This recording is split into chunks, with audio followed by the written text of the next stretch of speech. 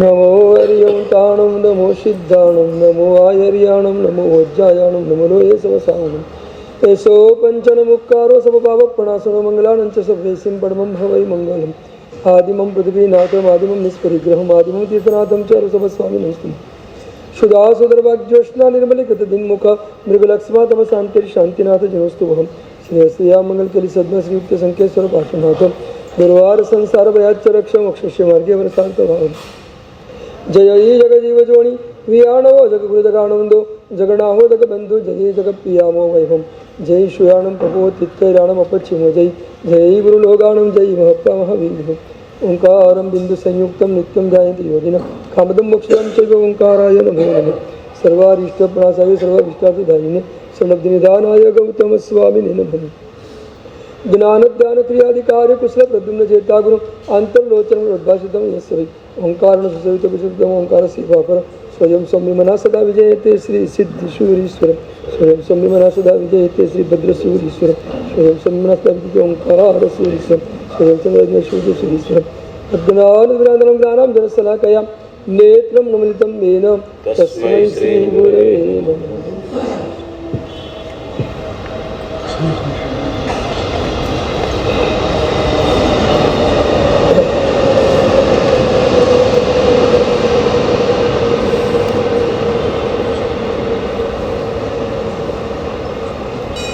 દીઠો સુવિધ જીનું સમાધિ નિશે ભર્યો હો લાલ ભાષ્યો આત્મ સ્વરૂપ અનાદિનો વિસર્યો હો લાલ સકલ વિભાવ ઉપાધિ થકી મને ઓસર્યો હો લાલ સત્તા સાધન માર્ગ ભણી સંચર્યો હો લાલ.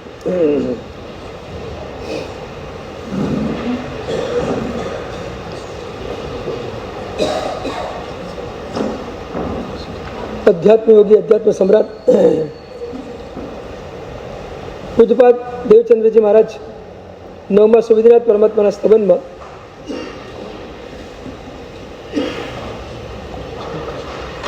આપણું સાધ્ય શું છે, આપણું લક્ષ્ય શું છે, આપણે શું પામવાનું છે, આપણે શું પ્રગટ કરવાનું છે એનું સ્વરૂપ બતાવી અને એ પામવાની જે ક્રિયા છે એ ક્રિયાને તળેટીથી શિખર સુધીની બધી આપણને બતાવી રહ્યા છે. છેક તળેટીથી શિખર સુધી એમને આપણને લઈ જવા છે. આપણે તળેટીમાં જ છીએ અને શિખર સુધી પહોંચવું છે. સાધ્ય અને લક્ષ્ય સુધી આપણે પહોંચવું છે. આપણી બાહ્ય ક્રિયા તો આપણી પાસે ઘણી બધી છે, પણ આપણી બાહ્ય ક્રિયા એ અભ્યંતર ક્રિયામાં પરિણમિત થતી નથી, અને થતી નથી એટલે જે રિઝલ્ટ મળવું જોઈએ એ રિઝલ્ટ આપણને મળતું નથી. બાહ્ય ક્રિયાને અભ્યંતર ક્રિયામાં કેવી રીતે પરિણમિત કરવી, બાહ્યથી અભ્યંતર સુધી કેવી રીતે પહોંચવું, અભ્યંતર આનંદને કઈ રીતે માણવો, એની તળેટીથી શિખર સુધીની એક સ્પર્શના આ સ્તવનના માધ્યમથી આપણે કરી રહ્યા છીએ. દેવચંદ્રજી મહારાજ વિભાવ અને સમાધિ, ઉપાધિ અને સમાધિ એ બે વચ્ચેનું આપણને અંતર બતાવી રહ્યા છે. સમાધિ શું છે ને ઉપાધિ શું છે? સકલ વિભાવ ઉપાધિ થકી મને ઓસર્યો હો લાલ. બધી જ વિભાવ સ્વરૂપ જે ઉપાધિઓ છે એમાંથી મારું મન પ્રભુ હવે ઓસરવા માંડ્યું છે, નીકળવા માંડ્યું છે. તો દેવચંદ્રજી મહારાજની વાત છે, આપણે તો આપણી વાત જોવાની છે. આપણું ક્યાં છે? અને એટલે પહેલાં આપણે ઉપાધિ જોઈ લઈએ. ઉપાધિ શું છે? તો પહેલા નંબરની ઉપાધિ આપણે જોઈ રહ્યા છીએ પરમા મારાપણાનો ભાવ. એ પહેલા નંબરની ઉપાધિ છે. જે કંઈ સામગ્રી આપણી સામે છે, જે આપણને મળી છે, એમાં આપણે મારાપણાનો ભાવ કરીએ એ આપણી ઉપાધિ છે. ગમવું જુદી વસ્તુ છે ને મારાપણાનો ભાવ કરવો એ જુદી વસ્તુ છે. બે વચ્ચે મોટું અંતર છે. તમે એક મોલમાં ગયા, ગાર્મેન્ટની દુકાને ગયા, ત્યાં તમને 10 થી 15 જાતના શર્ટ બતાવ્યા. બધાની તમે અલગ અલગ પ્રકારની ડિઝાઇનો જોઈ. એ જોયા પછી ડિઝાઇનો તો લગભગ મોટા ભાગની સારી લાગીને ગમી, પણ તમારે એક જ ખરીદવાની છે. એટલે એક શર્ટ ખરીદીને તમે ઘરે આવ્યા. હવે ભાવાત્મક સ્થિતિ કેવી બની? 10 શર્ટ જોયા, એ 10 ગમ્યા ખરા, પણ જે ઘરે એક શર્ટ લાવ્યો ને, મતલબ કે આ મારો શર્ટ છે. તમે 10 ને મારા કહેશો કે એકને મારો કહેશો? 10 ગમ્યા છે એટલે 10 પ્રત્યે રાગ થયો, ગમ્યા એટલે રાગ થયો. પણ એક જે લીધું એના ઉપર તમારી માલિકી થઈ, એના ઉપર તમારો અધિકાર થયો, આ મારું છે, મારા પણાનો સિક્કો. રાગ અને મોહ વચ્ચે, રાગ અને મારાપણાના ભાવ વચ્ચે આટલું મોટું અંતર છે. પૈસાથી લીધું અમારું તો કેવું જ પડે ને મારે. હું કે ના પાડું છું, પણ એક વાત છે, પૈસો જ તમારો નથી, પૈસાથી લીધી તમારી વસ્તુ હોય કેવી રીતે?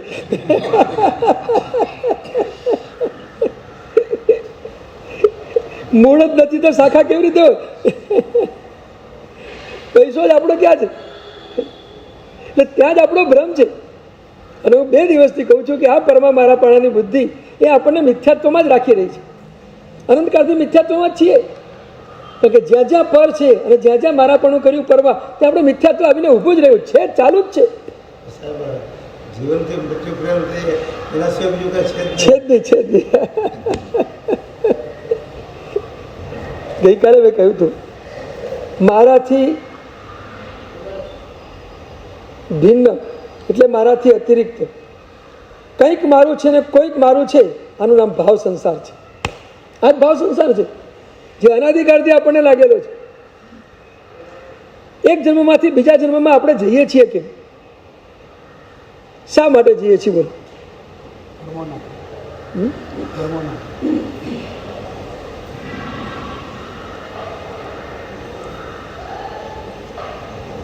જ્યાં સુધી આ દેહમાં કે આ પદાર્થોમાં હું પણ અને મારા પણ છે, ત્યાં સુધી આપણે જીવનમાં દેહ ધારણ કરવા જ પડશે, છૂટકો જ નથી. આ બુદ્ધિમાંથી નહીં નીકળીએ ત્યાં સુધી આ દેહ ભાવમાં દેહમાંથી પણ નહીં નીકળી શકે.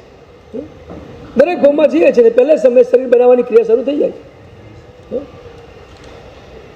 અને પછી એ શરીરને સંભાળવામાં આખી જિંદગી પૂરી થાય, અને એ શરીરમાં હું પણાની બુદ્ધિથી ફરી પાછો નવો દેહ પકડાઈ જાય છે. આ જ રીતે અનંત કાળના અનંત ભાવ ભ્રમણો, અનંત દેહો આપણે ધારણ કર્યા અને છોડ્યા, ધારણ કર્યા અને છોડ્યા. આ એક જ ભાવથી ધારણ કરીને છોડે, દેહમાં હું બુદ્ધિથી છોડે. જ્યાં સુધી આ બુદ્ધિ છે ત્યાં સુધી સતત ચાલુ જ રહેવાનું છે સંસાર. એટલે જ દેવચંદ્રી મહારાજ આપણને કહી રહ્યા છે કે મારાપણાનો આખો જે તમારો સંસાર છે, એ મારાપણાના સંસાર પર પહેલા ચોકડી મારો.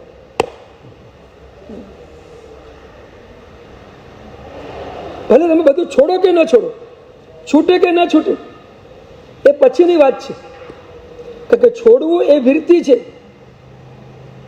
પણ પરને મારું ન માનવું એ સમ્યક દર્શન છે. સમ્યક દર્શનમાં તો આવીએ કમસે કમ અંતરથી માન્યતા નક્કી કરી નાખી. ભલે વ્યવહારથી તમે આ મારું છે કે આ છે તે છે બધો વ્યવહાર કરો, અને વ્યવહારમાં એ કર્યા વગર ચાલે એમ નથી, ચાલે એમ નથી. વ્યવહારમાં કે બીજાના પૈસાને મારા પૈસા ન કહેવાય તો ચોરીનો આરોપ લાગે. વ્યવહારમાં બીજાની પત્નીને મારી પત્ની ન કહેવાય. વ્યવહાર છે. વ્યવહારમાં તમારે વ્યવહારની રીતે જ રહેવું પડે. વ્યવહારને છોડીને તમે બીજી રીતે સંસારમાં રહી ન શકો. એ સંસારમાં જે મારાપણાનો વ્યવહાર છે એ વ્યવહાર ભલે રહ્યો, એનો વાંધો નથી. અંદરથી નિશ્ચયથી સ્વીકારેલો આ કશું જ મારું નથી. હું જે મારાપણું નિશ્ચયથી માનું છું એને મારાપણું નથી માનું. એટલે અંદરથી તમે બદલાઈ જાઓ. બહારથી તમારો વ્યવહાર એ જ રહે, એનો એ જ રહે, કંઈ ફરક નથી. પણ અંદરથી તમારો પરિણામ અને ભાવની ધારા બદલાઈ ગઈ એટલે તમે સંસારથી મુક્ત થવાની દિશામાં આગળ ચાલો. મારાપણાનો વ્યવહાર છૂટે એ દિશા મોક્ષ છે, દિશા મોક્ષ છે. અને આખો દેહ છૂટી જાય તો દશા મોક્ષ છે. ફરી દેહ ધારણ ન કરવો પડે, દશા મોક્ષ છે. પણ કમસે કમ આપણે આટલું કામ કરીએ, મારાપણાનો આખો જે સંસાર અનંતકાળથી આપણે લઈને બેઠા છીએ એને અંદરથી છોડવાની શરૂઆત કરો. મારાથી ભિન્ન મારું કશું જ નથી ને મારાથી ભિન્ન મારું કોઈ નથી.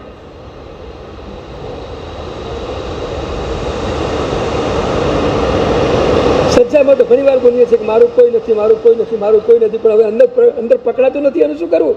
હા,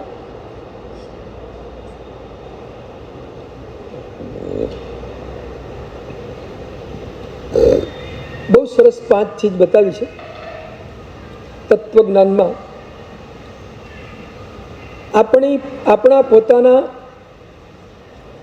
સ્વરૂપનું અજ્ઞાન, આપણી પૂર્ણતાનું અજ્ઞાન, એ અજ્ઞાનથી આપણા જીવનમાં 5 ચીજ ઘટિત થાય છે. હું પૂર્ણ છું, શુદ્ધ છું, બુદ્ધ છું, ચિદાનંદ ઘન સ્વરૂપી આત્મા છું. એ સ્વરૂપ પકડાતું નથી. એટલે શું થાય છે? આપણું મન, આપણો ઉપયોગ સતત પરને અભિમુખ ચાલે છે. અર્થાત પરને મારું છે એમ કરી અને એને પકડવા માટે દોડીએ છીએ. સ્વ પકડાતું નથી, પરને પકડવા દોડીએ છીએ. બસ આ સ્વયંની પૂર્ણતાનું અજ્ઞાન આપણને બહાર દોડાવી રહ્યું છે, પરમાં દોડાવી રહ્યું છે. પરાભિમુક્તા, પરાભિમુક્તા, પહેલા નંબરમાં પરાભિમુક્તા. જ્યાં સુધી આપણા મનમાં બધા દોષો ભરેલા હોય, વિષય જાગૃત, એ જ્યાં સુધી છૂટે ત્યાં સુધી મારાપણાનો હા, અંદરથી મારાપણાનો ભાવ છોડો. ભલે વિષયો છે, કસાયો છે, બધું જ છે, ભલે, પણ તમે અંદરથી એક માન્યતા શરૂ કરો, આમાંનું કશું મારું નથી. ઓટોમેટિક પેલું બધું નબળું પડતું જશે. ઓટોમેટિક નબળું પડતું જશે. સમજીને સાહેબ બધું વાપરીએ તો દોષ ના લાગે. આવું મનમાં સમજીને પણ બધી વસ્તુનો ઉપયોગ કરીએ તો જો તમે વાપરો છો ને તમે ભોગવો છો ને એમાં ચારિત્ર મોહનીય કર્મનો દોષ છે, અને તમે માનો છો એમાં દર્શન મોહનીય કર્મનો દોષ છે. બંને કર્મ ભિન્ન ભિન્ન છે. એમાં સૌથી વધુ ભયંકર કર્મ હોય તો દર્શન મોહનીય છે. કારણ કે એને જ આપણા સંસારને અનંતકાળથી પરિભ્રમણમાં લાવ્યો છે. દર્શન મોહનીય કર્મ એટલે મિથ્યાત્વ, અને મિથ્યાત્વથી જ આપણે અનંતકાળથી રખડી રહ્યા છીએ. મિથ્યાત્વ ગયા પછી ચારિત્ર આવતા વાર નહીં લાગે, ચારિત્ર મોહને જતા પણ વાર નહીં લાગે, ફટાફટ નીકળી જશે. સમ્યક દર્શન પછી મોક્ષ જતા વાર નથી લાગતી. સમ્યક દર્શનને મેળવતા વાર લાગે છે, મિથ્યાત્વને કાઢતા વાર લાગે છે. મિથ્યાત્વ નીકળતું નથી. અને એમાં મારાપણાનું મિથ્યાત્વ સૌથી જટિલ છે, સૌથી અઘરું કાઢવાનું છે. કારણ કે અનાદિથી આપણે સંસ્કાર ઘૂંટતા ઘૂંટતા, નિગોદમાંથી સંસ્કાર ઘૂંટતા ઘૂંટતા આવ્યા છે. આ મારું, આ મારું, આ મારું, આ મારું, આ મારું. આ પરાભિમુક્તા, સ્વયંની પૂર્ણતાનું અજ્ઞાન પરને અભિમુખ બનાવે, પર તરફ દોડાવે, પરને મારું માનીને દોડાવે.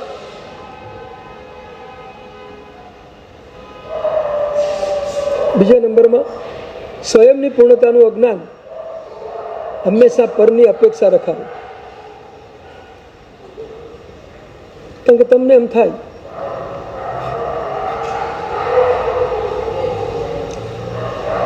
ઘરના બધા સભ્યો બહાર ગયા હોય, તમે એકલા ઘરમાં હો તો તમને શું લાગે? હું એકલો છું એવું લાગે? આજે હું એકલો છું ના લાગે? બધા બહાર ગયા, હું એકલો જ છું.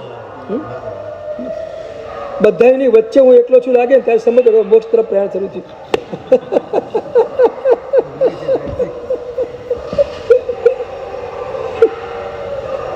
બધા ઘરે જાય ત્યારે તો એકલા પડવું લાગે છે, પણ બધાની વચ્ચે જ એમ લાગે કે હું એકલો જ છું. બસ સમજો કે તમારો સૂર્યોદય શરૂ થઈ ગયો. આ ક્ષણ આપણા જીવનમાં ક્યારે આવશે? બધાની વચ્ચે પણ હું એકલો જ છું. આવી એક સરસ મજાની અનુભૂતિ આપણી અંદરમાં થઈ જાય, તત્વ પ્રગટ થઈ જાય, આત્મ સ્વરૂપ પ્રગટ થઈ જાય. પણ તકલીફ એ છે કે આ સ્વયંની પૂર્ણતાનું અજ્ઞાન, હું પોતે એકલો જ બસ છું, મારે બીજાની જરૂર પણ શું છે? મારી પાસે બધું જ છે, મારી અંદર બધું જ છે. જ્ઞાનાદી ગુણો મારી પાસે છે, સુખની અનુભૂતિ મારી પાસે છે, આનંદમાં રમવાની સરસ મજાની ઉપયોગની ધારા પ્રભુએ મને આપેલી છે, બધું આપ્યું છે. મારે પરની અપેક્ષા શા માટે રાખવી પડે? પણ આ બધું અજ્ઞાન આપણને પરમાં અપેક્ષા રખાવે છે. આ વાસ્તવિકતા છે. પર તરફ મન દોડ્યા જ કરે છે, અપેક્ષા રાખ્યા જ કરે. આ આવે તો સારું હો, આ મળે તો સારું હો, આ ભાઈ કંઈક આપે તો સારું હો, એ સાથે વાતચીત કરીએ તો મજા આવે. આ બધા ભાવો આપણી ભીતરમાં ચાલ્યા કરે છે. આ શું છે? પરની અપેક્ષા છે. આ પરાપેક્ષા છે. રસ્તામાંથી આપણે જતા હોઈએ, કોઈ પરિચિત વ્યક્તિ સામેથી આવે અને આપણી સામે પણ ન જોઈએ, કેવું લાગે? આપણે કેવું લાગે? આટલો બધો મારો નિકટનો મિત્ર હારી હામું પણ જોતો નથી, અરે સ્મિતે આપતો નથી, એક શબ્દ હાય હલોય બોલતો નથી. શું છે આ? પણ જે નીચું જોઈને ચાલે છે એને તમે જોતો નથી, એને તમારી કંઈ પડી નથી, તમે એની અપેક્ષા રાખીને ચાલો છો. વાસ્તવિકતા તો આ જ છે. તો જો આખો તમારો સંસારનો વ્યવહાર કેટલી બધી અપેક્ષાઓથી ચાલી રહ્યો છે, અને અમારી એક જ અપેક્ષા જ્યાં પૂર્ણ થતી નથી ત્યાં પછી અંદરથી રાગ, દ્વેષ, આકુરતા, વ્યાકુરતા, હતાશા, નિરાશા, અપ્રસન્નતા, અસમાધિ બધું શરૂ થઈ જાય છે. અરે તો મોક્ષ જ છે, અહીંયા જ મોક્ષ છે.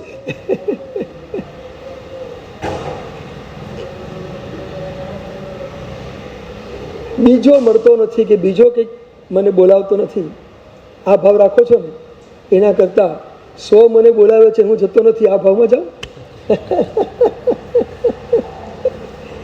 મારો આત્મા મને બોલાવે છે, આપણો આત્મા ક્યારનો પોકાર કરીને કહે છે કે ભાઈ તું પાછો આવ, પાછો આવ, પાછો આવ, પણ આપણે પાછા જ જતા નથી. પરાપેક્ષા, પહેલા પરાભિમુખતા, પછી પરાપેક્ષા, પછી પરાગ્રહ. પરને મારું માનીએ એટલે પર તરફનો આપણો આગ્રહ શરૂ થઈ જાય. અને તો આમ જ કરવું છે, અને આમ જ કરવું છે, અને આમ જ કરવું છે, આ આગ્રહ છે. આપણી ધારણાથી એક વ્યક્તિ કોઈ પણ થોડું ઘણું આગુ પાછું કરે એટલે આપણે ડિસ્ટર્બ થઈ જઈએ, થઈએ જ. કાશું છે? પરાગ્રહતા છે. બીજાએ મારા કહેવા પ્રમાણે કરવું જ જોઈએ, કેમ ન કરે? બીજા માટે આપણે આટલો બધો આગ્રહ રાખીને ચાલીએ છીએ, કેમ? કે બીજા ઉપર આ રીતે આ મારું છે એવો અધિકાર જમાવીને બેઠા છીએ માટે. આગ્રહ પણ ત્યાં જ છે જ્યાં માલિકી ભાવ છે, ત્યાં આગ્રહ છે.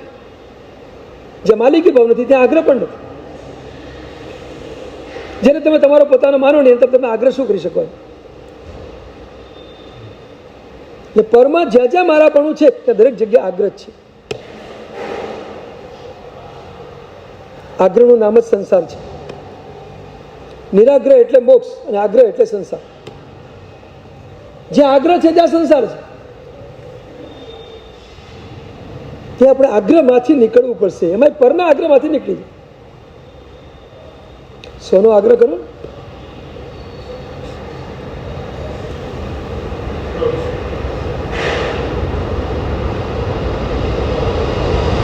માણસ સત્યાગ્રહી છે પણ સત્યગ્રાહી નથી.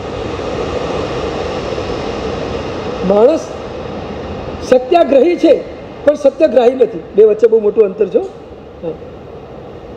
સત્યનો આગ્રહ રાખે છે ને સત્યનો સત્યાગ્રહ કરે છે.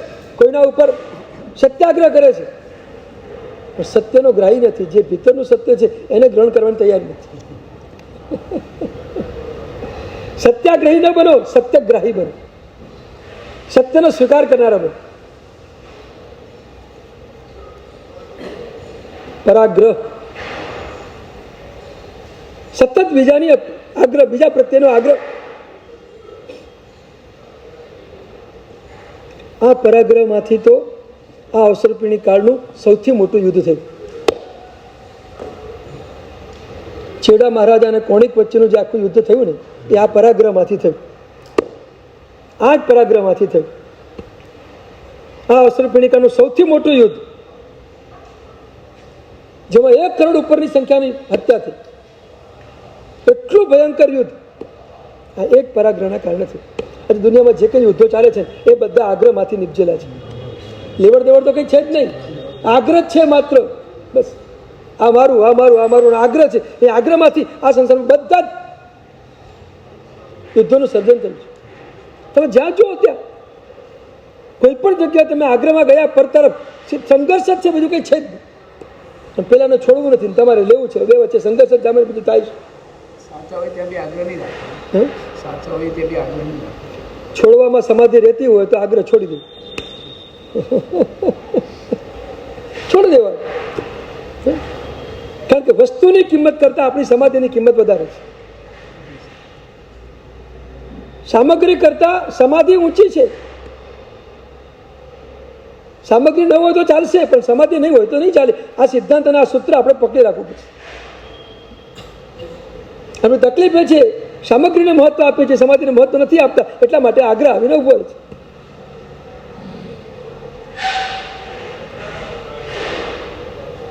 નાની વસ્તુ માટે પણ કેટલા બધા આગ્રહો થાય. ક્ષણિક અને કોણિક અને છેડા મહારાજા વચ્ચે આ નાનકડું એક બે વસ્તુનો આગ્રહ હતો ખાલી. આ તું મને આપી દે, પહેલાં કહું તને આપું નહીં, બસ આના કારણે આટલું મોટું યુદ્ધ થઈ ગયું. બીજું કંઈ હતું એમાં? તમે આખું જીવન ચરિત્ર જુઓ, તમને ખબર પડે.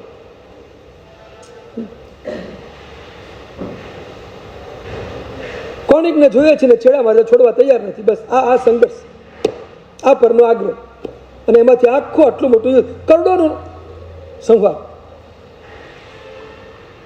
મહાભારતને એના કરતાં પણ સૌથી મોટું યુદ્ધ છેડા અને કોણિક વચ્ચેનું થયું છે. મહાભારતનું તો ઘણું નાનું કહેવાય એની અપેક્ષા. હા, એટલું મોટું યુદ્ધ, કરોડોની સંખ્યામાં હત્યા, એક પરાગ્રહ. તમારા આખા સંસારમાં આ જ છે. બધા સંઘર્ષનું મૂળ પર પ્રત્યેનો આગ્રહ છે. તો પરાભિમુક્તા, પરાપેક્ષા અને પરાગ્રહ. ચોથા નંબરની ચીજ છે પરાશક્તિ. પર તરફ આપણી આસક્તિ છે.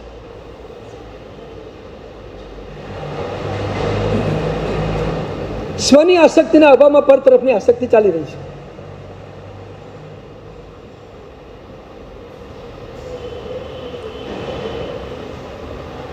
સ્વની રુચિના બદલે પરની રુચિ ચાલી રહી છે.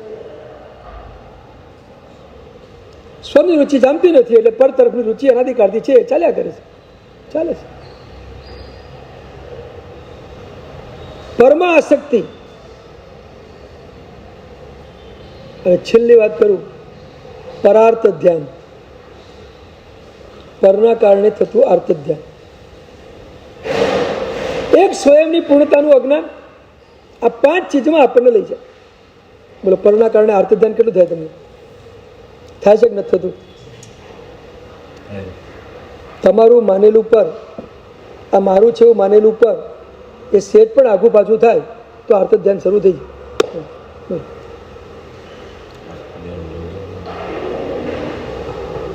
ખિસ્સામાંથી પાકીટ પડી જાય અને 100 જ રૂપિયા હોય તો પણ આર્ત ધ્યાન તો થાય છે. 100 જ હોય ત્યારે લાંબા રૂપિયા ન પણ હોય, પણ તો પડી ગયું ને, એનું અર્થ ધ્યાન ગયું, એનું અર્થ ધ્યાન. હવે શું કરવું? કેટલું અર્થ ધ્યાન થાય? ડગલે ને પગલે અર્થ ધ્યાન થયા જ કરે છે. આ પરને મારું માનવાના કારણે અર્થ ધ્યાન થાય છે. તમે આખો સંસાર જુઓ, આ સ્થિતિમાં ચાલી રહ્યો છે. પરાભિમુક્તા છે, પરાપેક્ષા છે, પરાગ્રહ છે, પરાશક્તિ છે, અને પર પ્રત્યેનું આ પરતના કારણે આર્ત ધ્યાન છે. આ 5 પદાર્થો આપણું પોતાનું સ્વયંનું પૂર્ણતાનું અજ્ઞાન છે એના કારણે થઈ રહ્યું છે. શુદ્ધાત્મ દ્રવ્યમેવાહમ શુદ્ધ જ્ઞાનમ ગુણોબમ. શુદ્ધ આત્મદ્રવ્ય એ જ હું છું. શુદ્ધ જ્ઞાન ગુણો એ જ મારા ગુણો છે. આ વિશેનું અજ્ઞાન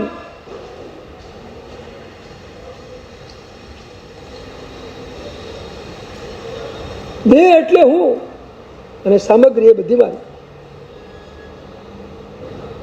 આવી માન્યતા આ 5 ચીજમાં આપણને લઈ જાય છે. તો પરમાં મારા પણ આ પહેલા નંબરની ઉપાધિ છે. ગઈકાલે પણ મેં કહ્યું હતું કે મરીચી અને કપિલ, મરીચીનો આટલો બધો નીચે ઉતરવાનું જે થયું, ચારિત્ર પછી એ સમ્યક દર્શનમાંથી પણ નીચે ઉતરી ગયા. સૌથી મહત્વનું કારણ આ મારાપણાનો ભાવ. પરમાં હું પણ, પરમાં મારા પણ, પર્યાયમાં મારા પણ. એટલે જવાબ તમારે આવ્યા કાલનો? કાલ મેં પૂછ્યું હતું ને, કયો પ્રશ્ન હતો આપણો?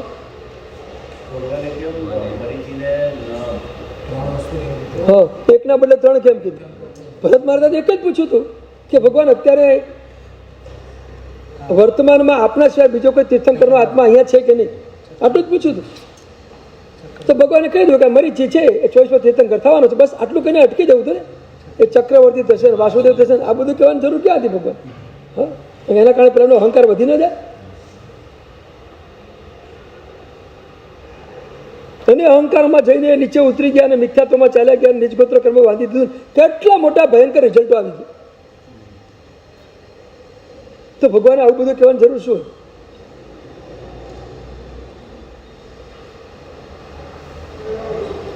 હે? પ્રશ્ન હતો, જવાબ તો પ્રભુને આપવો પડે, કારણ કે અહીંયા કોઈ છે કે નહીં. પ્રભુ એમના કેવલ જ્ઞાનમાં જાણે છે કે આ એક આત્મા છે, એટલે પ્રભુને કહેવું તો પડે જવાબ રૂપે કે એક આત્મા છે. એક કીધું હોત તો શું વાંધો હતો, 3 કેમ કીધા? આપણો પ્રશ્ન તો આટલો જ હતો ને કાલે.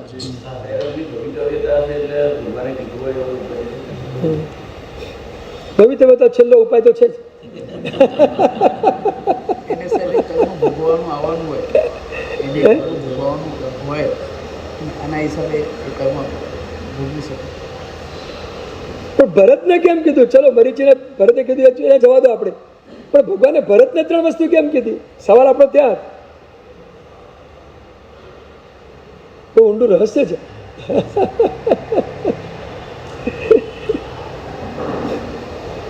ભગવાનને એમના કેવલ જ્ઞાનમાં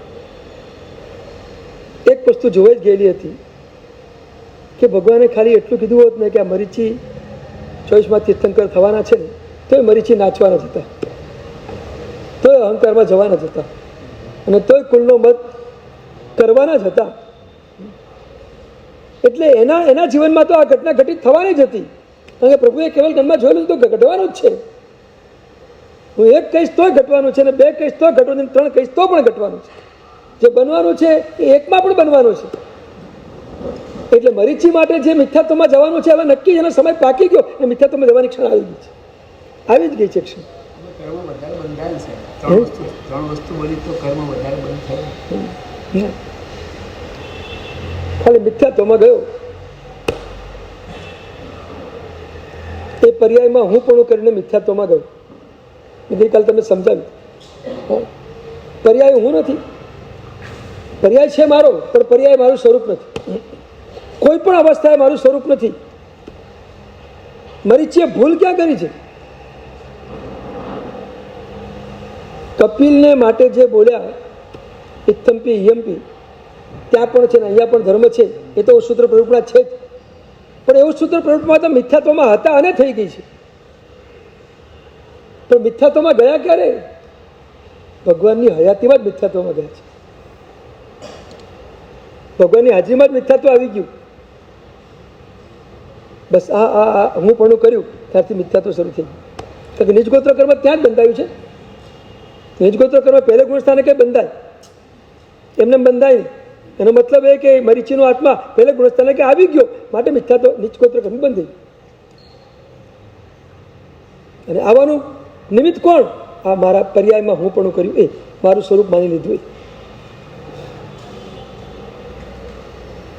તો ભરતને 3 વસ્તુ કેમ કીધી?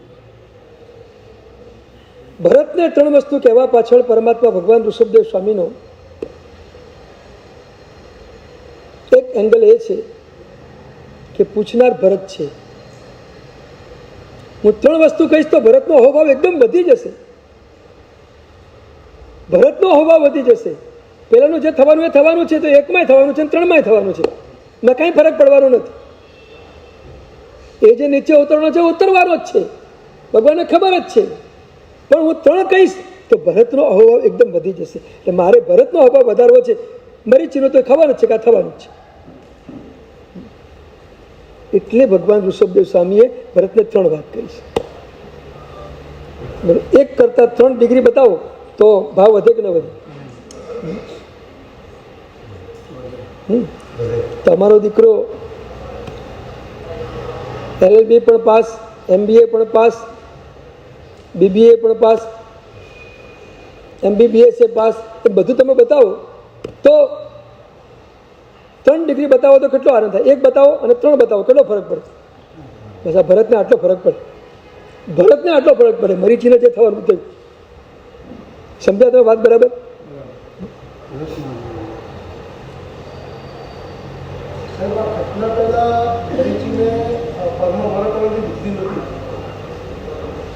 નથી નથી ત્યાં સમ્યક દર્શન હતું ત્યાં સુધી. આ ઘટના બની અને આ ભાવમાં ગયા, સમ્યક દર્શન કર્યું. જોયું? ત્યાંથી જ ગયું છે. એ પહેલાં તો હતું જ. ભગવાને એમ કહ્યું હતું તો ભગવાન ભરત મહારાજાને એવું નહીં કીધું હતું. પણ ભરતે પ્રશ્ન પૂછ્યો હવે જે સત્ય છે એ તો પરમાત્માએ કહેવું જ પડે, કીધા વગર તો કેવી રીતે ચાલે? સત્ય ઉપર ઢાંક પીછોડો કરાય નહીં. કારણ કે ભરતે પૂછ્યું કે કોઈ તીર્થંકરનો આત્મા છે તો ના કેવી રીતે પાડવી? નાય ન કે હા ન કે તો ભરત ફરી પૂછે પ્રભુ જવાબ કેમ ના આપ્યો? અને પ્રભુ જવાબ ના આપે એ એક દિવસ બની ન શકે. જવાબ તો આપવો જ પડે પ્રભુ. પ્રભુની પાસે કેવળ જ્ઞાન છે, પ્રભુને તો બધું દેખાઈ રહ્યું છે, પછી પ્રભુ જવાબ કેમ ના આપે?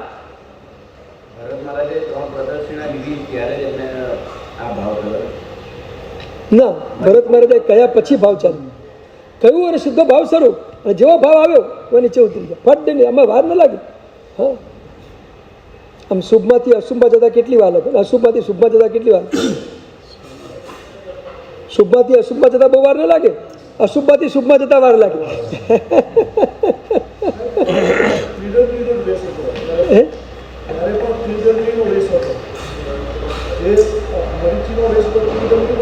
હા, ત્રિદંડીનો જ લેશ હતો. સંયમ ચૂકી ગયા હતા, પણ સમ્યક દર્શન હતું. સમ્યક દર્શન હતું, સંયમ ચૂકી ગયા, ચારિત્ર ગયું હતું, સમ્યક દર્શન હતું. હજી એને પરમાત્માનો આખો જે માર્ગ છે એ માર્ગ ઉપરની શ્રદ્ધા, એ માર્ગની વાસ્તવિક પ્રતીતિ બધું એમની પાસે હતું. એમાં કોઈ ફરક નતો પડતો. અત્યાર સુધી એમ કહેતા હતા કે મારા માર્ગમાં ધર્મ નથી, ધર્મ તો પ્રભુના માર્ગમાં છે, દીક્ષા ચાલો મારી પાસે. આ કહેતા હતા કે પહેલા સમ્યક દર્શન હતું ત્યાં. અને ત્યાં સુધી એમને ભલે આ દેહથી ચારિત્ર જીવનના દુઃખો સહન થઈ શકતા નહોતા, એટલા માટે ચારિત્રમાંથી નીચે ઉતર્યા. પણ એમને ખબર હતી કે દેહના કારણે મારે નીચે ઉતરવું પડશે, દેહ હું નથી એ એમને ખબર હતી. એમના શ્રદ્ધામાં આ ચીજ પડેલી હતી, આ સમ્યક દર્શન પડેલું હતું. અને સમ્યક દર્શન પડેલું ત્યાં સુધી નીચે નહોતા ઉતર્યા. પણ જે ક્ષણે એમને પર્યાય સાથે પોતાનું એકત્વ કર્યું, મારાપણાનો ભાવ કરી નાખ્યો, ત્યારે નીચે ઉતરી. આ ઘટના આપણને એમ કહે છે કે તમને મળેલા આ બધા જે પર્યાયો છે એમાં કોઈ પણ જગ્યાએ મારાપણાનો ભાવ ન કરવો. કહી રહ્યો છે મરીચી આપણને સંદેશ આપે છે, તો પોતે મિથ્યાત્વમાં જઈને આપણને સંદેશ આપે છે તમે સંબંધોમાં ટકી રહેજો, મારા જેવું તમે નહીં કરતા. કેટલો મોટો સંદેશ છે આ મરીચીનો. હું તો ચૂક્યો અને હું ભૂલ્યો એટલે હું પડ્યો, પણ મારું જોઈને તમે ક્યાં આવું ન કરે, તમે ક્યાંય પડતા. બોલો, અત્યારે આપણી સામે આ સંસ્થાના જેટલા પર્યાયો છે તમને દેખાય છે ને, બધા પર્યાય છે, દ્રવ્ય એકે નથી. દેખાય છે બધા પર્યાય, દ્રવ્ય એકે નહીં.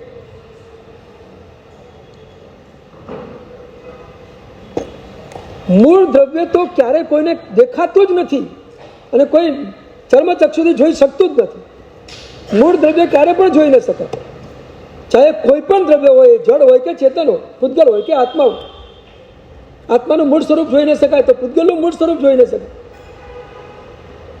જે પૂતગલ આપણને દેખાય છે ને એ બધા પૂતગલ તો અનેક ભેગા થઈને એક સ્કંદ બને છે ને પછી દેખાય છે. પરમાણુ ક્યારે દેખાતો જ નથી. એક પરમાણુ ક્યાં દેખાય? કોઈ દિવસ ન દેખાય.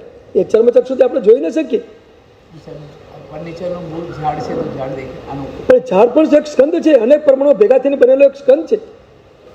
એક પરમાણુ તમે જોઈ નરી આંખે તમે જોઈ જ ન શકો. એ શક્તિ જ નથી આપણે જોવાની કે.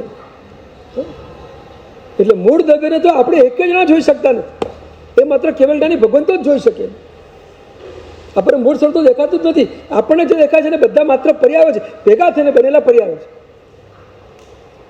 અનંત પરમાણુ ભેગા થઈને આ દેહ બને. અનંત પરમાણુ ભેગા થઈને કોઈ પણ એક વસ્તુ બને.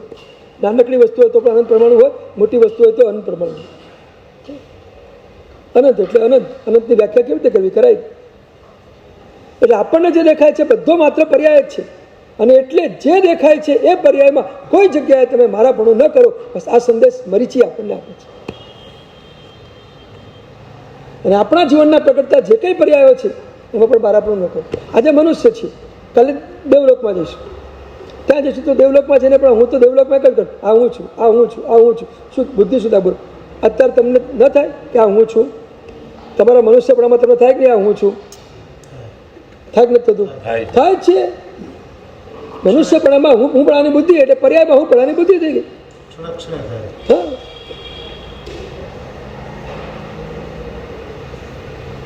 તમને કોઈ પૂછે કે તમારું વજન કેટલું છે, તમને કોઈ પૂછે તમારું વજન કેટલું છે, જવાબ શું આપો તમે? 60, 70, 80? બરાબર, જે હોય તે, કાં તો 60 કહેશો, કાં તો 70 કહેશો, 80 કહેશો, જે હોય તે, બરાબર. હા, પણ તમને નથી લાગતું કે આ તો દેહનું વજન છે, મારું થોડું છે, આત્માનું વજન થોડું હોય? નથી પકડાતું જ નથી ને.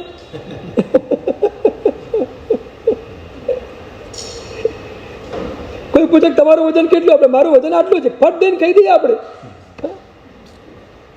હવે છે ને ભાષા આપણે બદલવી પડશે, થોડી ભાષા બદલવી પડશે. હા, હું ઊંઘા ના પડું છું, પણ તમે એટલું સાથે બોલો ને કે આ શરીરનું વજન આટલું છે, મનમાં તમને ફરક શું પડે બોલવામાં? ના, મનમાં નહીં, પણ જાહેરમાં બોલો ને ફરક શું પડે? હા, તો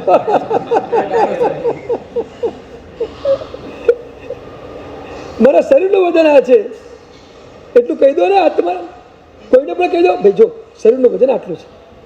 તમે તો ભેદથી વ્યાખ્યા કરો, તમે તો શરીરના આત્માને જુદો કરીને કામ કરો. તમે શું કરો? એક માનીને ચલાવો તો આખો વ્યવહાર. જ્યાં ચાલે છે ત્યાં તો ચલાવો, ન ચાલે ત્યાં વાત જાઓ, પણ ચાલે ત્યાં તો ચલાવો, એટલું તો ચલાવો કમસે કમ. હા, તાવ આવે છે તો શરીરને તાવ આવ્યો છે, શરીરને તાવ આવ્યો છે કહી દો ને. શું હતું? ભાષામાં તો પ્રયોગ શરૂ કરો તો ક્યાંક ભેદનામ સુધી પહોંચાશે. ના, મનમાં જો સાચો કહું તમને, મનમાં સમજશો ને તો ક્યાંક બાંધછોડે કરી દેશો, અને બોલવાનું ચાલુ રાખશો ને તો જલ્દી બાંધછોડ નહીં થાય. વચન એવી ચીજ છે ને કે બોલ્યા પછી પાછા ખેંચાતા નથી ને, એટલે વચનમાં જેટલા આવશું ને એટલું આપણો અંદરનો પરિણમન જલ્દી થશે, અને એ ઓટોમેટિક ભેદ શરૂ થઈ જશે. બોલતા બોલતા બોલતા બોલતા ભેદ શરૂ થઈ જશે. એ ભેદનું પરિણમન અંદરથી આવી જશે. પણ બોલવાની શરૂઆત કરો. વજન શરીરનું છે, મારું નહીં. તાવ શરીરને છે, મને નહીં.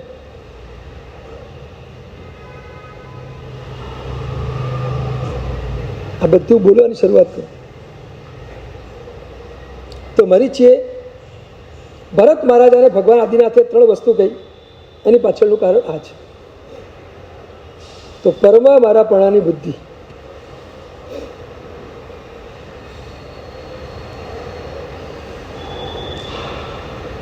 આમ તો બહુ ડિટેલમાં તમને કેટલા ઉતારવું એ સવાલ છે, પણ દેવચંદ્રજી મહારાજ અત્યારે મહાવિદ્ય ક્ષેત્રમાં કેવળ જ્ઞાન પામીને વિચરી રહ્યા છે. એ સમાચાર એક દેવ દ્વારા આપણને મળ્યા છે. મેં પહેલાં એક વખત વ્યાખ્યાનમાં તમને કહ્યું હતું. હવે પ્રશ્ન માત્ર અત્યારે મારો એટલો જ છે કે દેવચંદ્રજી મહારાજ, આગલા ભૂમાં દેવચંદ્રજી મહારાજ હતા, અને એના પછીના ભૂમાં મહાવિદ્ય એમાં પણ મનુષ્ય બન્યો. મનુષ્યમાંથી મનુષ્યમાં ગયા. વચમાં કોઈ દેવનો ભવતો કર્યો નથી. સીધા અહીંથી મનુષ્યમાંથી મનુષ્યમાં ગયા. તો માણસ મનુષ્યમાંથી મનુષ્યમાં જાય એ ક્યારે જાય? કર્મગ્રંથિ દૃષ્ટિએ તમે જોવો તો વસ્તુ સીધી એ છે કે મનુષ્યમાંથી મનુષ્યમાં જવું તો મિથ્યાત્વ સિવાય બીજો કોઈ રસ્તો નથી. મિથ્યાત્વમાં આવવું જ પડે. આટલી ઊંચાઈ ઉપર જેમને અધ્યાત્મ સ્પર્શી ગયું છે, જે અધ્યાત્મમાં રમી રહ્યા છે, આવા ઊંચા પ્રકારના સ્તવનો દ્વારા જે અદ્ભુત અધ્યાત્મ આપણને પીરસી રહ્યા છે, એવા મહાપુરુષ દેવચંદ્રજી મહારાજ જીવનની એવી કોઈ ક્ષણ આવી ગઈ છે, આપણને ખબર નથી કઈ ક્ષણ આવી છે, પણ રિઝલ્ટ અને પરિણામ ઉપરથી ખબર પડે છે કે એમના જીવનની કોઈ ક્ષણ એવી આવી ગઈ છે કે જે ક્ષણે એમને મિથ્યાત્વ સ્પર્શી ગયું છે. ને જે ક્ષણે મિથ્યાત્વ સ્પર્શ્યું એ જ ક્ષણે આયુષ્યનો બંધ થયો, એટલે મનુષ્યમાંથી મનુષ્યમાં ગયો. જાય કોઈ દિવસ નથી. મનુષ્ય મરીને મનુષ્ય મિથ્યાત્વ હોય તો જ થાય. એ તો મનુષ્ય સમ્યક દ્રષ્ટિ મનુષ્ય હોય સીધો વૈમાનિક ડેવલપમાં જ જાય, નીચે ઉતરે જ નહીં કોઈ દિવસ. આ શાસ્ત્રીય નિયમ છે, બધા કર્મગ્રંથના બધા નિયમો છે. નહીં ના, સમ્યક દર્શન તો દેવચંદ્રની ધારા તો કેટલા વર્ષોથી ચાલી રહી છે. એના એવું નથી, કારણ કે એ તો કેટલા વર્ષો પછી એમનો કાર્યક્રમ થયો છે, અને હંમેશા 3જા ભાગનું આયુષ્ય પૂરું થાય ને પછી જ આયુષ્ય બંધાય. 2 ભાગનું પૂરું 3જા ભાગે બંધાય તે પહેલાં લગભગ ન બંધાય, મોટા ભાગે ન બંધાય. એટલે પાછળના એમના જીવન દરમિયાન જ બંધાયું છે. તો સ્પષ્ટ રૂપે આપણને સમજાય, કારણ કે 2 ભાગ છોડો 3જા ભાગમાં જાઓ ત્યારે બંધાય. એટલે સમજી લો કે 75 વર્ષનો આયુષ્ય, 50 વર્ષ ગયા પછી આ બંધાવાની શક્યતા ઊભી થાય. તો સાહેબ આયુષ્ય બંધ થયા પછી પાછળનું આયુષ્ય જે છે મિથ્યાત્વમાં એવું જરૂરી ખરું? ના, એવું કંઈ જરૂર નથી. આ તો આયુષ્યનો બંધ કર્યો ત્યારે જ સ્પર્શી ગયા, પછી પાછો સમજમાં આવી ગયા હોય, પાછો કૂદકો મારીને આવી ગયો કે એમાં ને એમાં ટક્યા છે એવું નથી કેવું મારે. પણ બંધ કરતી વખતે આવી ગયા હોય એ બની શકે, એક ટાઈમ પૂરતું કાં તો અંતિમ સમયે બંધ થાય, અંતિમ સમયે જતા રહ્યા હોય અને એ વખતે ગયા હોય અને એ થઈ જાય. અંતિમ સમયે પણ આ ઘટના ઘટિત થાય. હું તમને એક બતાવું, સમય થવા આવ્યો છે. ભગવાન પાર્શનાથનો આત્મા પહેલા ભૂમાં મરુભૂતિમાં હતો. મરુભૂતિએ ભગવાન પાર્શનાથનો પહેલો અને પહેલા ભૂમાં એ સમ્યક દર્શન પામે. ત્યાં ભગવાનની ભવોની ગણતરી સમ્યક દર્શનથી થાય. તે મરુભૂતિના ભૂમાં સમ્યક દર્શન પામે અને એમાં સંસારમાં જે ઘટના ઘટી, કમઠે એમને પત્ની સાથે દુર્વ્યવહાર કર્યો, એમના સંસારને સળગાવ્યો અને પછી એ કમઠને રાજાએ દેશ નિકાલ કર્યો. આ બધી એને સજા થઈ અને એ સજામાં સૌથી વધુ દર્દ મરુભૂતિને થયું. સમ્યક દૃષ્ટિ આત્મા છે, પોતાના નિમિત્તે બીજાને દુઃખ થાય એટલે સમ્યક દૃષ્ટિને દુઃખ થયા વગર નથી, એ દુઃખી જ થઈ જાય. સમ્યક દૃષ્ટિ દુઃખી થાય. મારા નિમિત્તે કોઈને દુઃખ પડ્યું છે એટલે સમ્યક દૃષ્ટિ પોતે દુઃખી થઈ જાય, પોતે દુઃખને જોઈ ન શકે. સમ્યક દૃષ્ટિ આત્માનું હૃદય અત્યંત કોમળ, અત્યંત નિર્મળ ને કોમળ. એની કોમળતા એટલી બધી હોય ને કે કોઈની પણ પીડા એને અંદરથી સ્પર્શી જાય અને એને આકુટા વખત થાય, પછી આ પીડાને કેમ દૂર કરો એ ભાવ જાય. મરુભૂતિ સમ્યક દૃષ્ટિ આત્મા છે એટલે કોમળતા છે. કમઠને જે કદરત ના થઈ, જે પીડા અપાઈ એના કારણે એને અંદરથી બહુ દુઃખ લાગે કે મારા નિમિત્તે આને આટલી તકલીફ પડી, નિમિત્ત હું બન્યો. અને એટલે એ મિચ્છામી દુક્કડમ આપવા માટે ત્યાં ગયો, કમઠની પાસે ગયો. રાજાએ ના પાડી હતી તો પણ ગયો અને ભાઈના પગમાં પડ્યા. પગમાં પડીને કહે છે, ભાઈ મારી ભૂલ થઈ ગઈ, મારા નિમિત્તે તમને આટલું દુઃખ સહન કરવું પડ્યું, હું માફી માગું છું. પણ આટલું એ બોલી રહ્યા છે. કમઠને તો ગુસ્સો જ ચડી રહ્યો છે, પિત્તો જ ફાટ્યો છે. હજી મારો છાલ છોડતો નથી, અહીંયા મને હેરાન કરવા આવ્યો જંગલમાં, લે હવે સજા ભોગવ. બાજુમાં શીલા પડી હતી, પથ્થરની લીધી અને નાખી એના માથા ઉપર, ખોપરી ફાટી. અહીં સુધી સમ્યક દર્શન છે. હવે શરીરમાં અસહ્ય પીડા થઈ રહી છે અને ત્યાંથી મૃત્યુ પામી અને મરુભૂતિનો આત્મા ગયો ક્યાં? બરાબર, હાથીના ભૂમાં. બરાબર, હાથીના ભૂમાં કેમ ગયો? સમ્યક દર્શન હોય તો ભાઈ મને દેવલોકમાં જાય, હાથીમાં કેમ ગયો? બસ એ વખતે પીડા સાથે જે એકત્ર થઈ ગયું, મને પીડા થઈ રહી છે, પીડા સાથે મેં ભેદજ્ઞાન ચૂકાઈ ગયું. પીડા એ મારું સ્વરૂપ નથી, એ ભેદજ્ઞાન ચૂકાઈ ગયું. અને ભેદજ્ઞાન ચૂકાઈ ગયું એ પીડા સાથે એકમેકતા થઈ ગઈ. પીડા મને થઈ રહી છે, ભાવમાં આવી ગયા અને એના કારણે મિથ્યાત્વમાં આવ્યા અને એમાં તિરંજનો બંધ થઈ ગયો. બહુ અઘરું છે આત્માને આ બધા ભાવોથી બચાવવો, બહુ અઘરો છે. આપણે ધારીએ એટલું સહેલું નથી. આ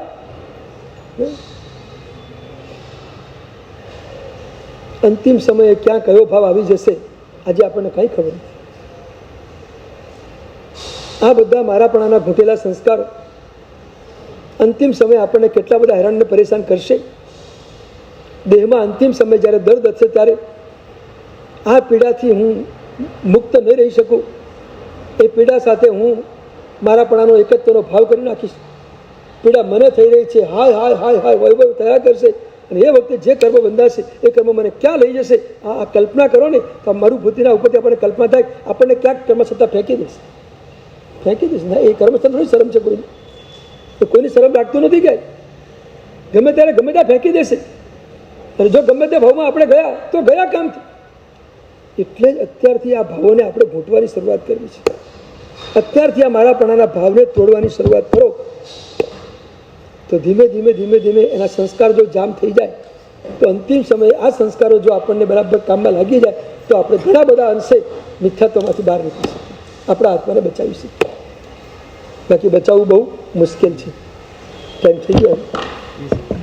ચલો આના પછીનું આવતું